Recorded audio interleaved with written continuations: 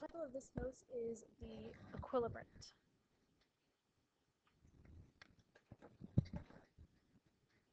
In these notes, you're going to be able to calculate the equilibrant of two or more vectors.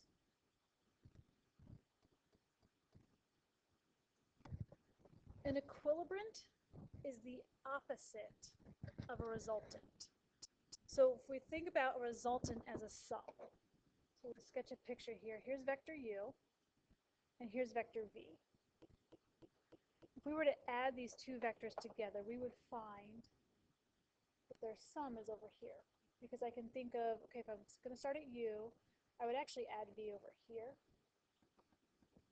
and I would get this sum, u plus v. That's the resultant of u and v. The equilibrant is going to be the exact opposite of the sum.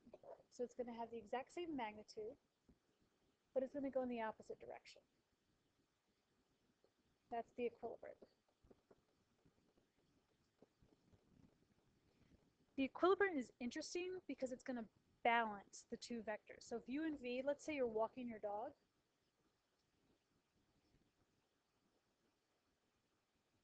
what's a dog? Or pet dinosaur. Let's go dinosaur. So you're walking your pet dinosaur, and you're pulling, actually let's have the dinosaur be vector v. Okay, the dinosaur is going to pull vector v. You're also going to walk another creature. Let's make this one, let's try to make this one a dog. Okay, there we go. Now we have a dog and a dinosaur. The dog is on vector u. So as you can see, the dog and the dinosaur are pulling in different directions. If you're just following the dog and the dinosaur, they're going to pull you along this resultant, u plus v, and you're going to end up over here if you don't try to stop them. If you want to stop them, you're going to have to yank your leashes back. That's what this equilibrant is. The equilibrant is you yanking your leashes back to hold your dog and your dinosaur in place. The equilibrant balances and holds the two forces.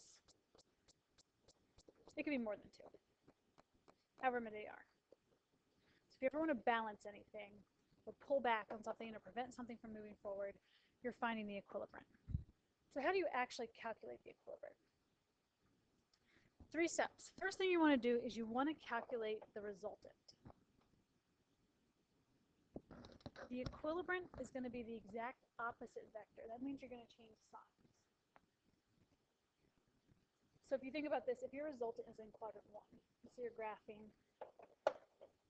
kind of sketch the same graph. Here's u, here's v.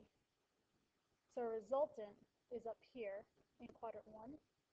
What's going to happen is that the equilibrant is going to be in quadrant 3. The resultant is in quadrant 1, where the x and y are both positive.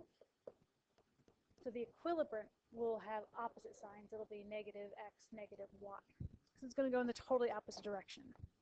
In terms of the direction angle, it's going to be 180 degrees from the resultant. So if your resultant ends up, let's say that this one is 50 degrees north of east. Your resultant is going to be exactly, your equilibrant is going to be exactly opposite. It'll be 50 degrees south of west. The number will stay the same, but notice that the directions will totally flip. If you're not going to use north, south, east, west, let's say your resultant was 50 degrees. Without using north, south, east, west, your equilibrant would be 180 degrees more than that. So your equilibrant would be 230 degrees in standard position. That's all for our notes. This is very quick.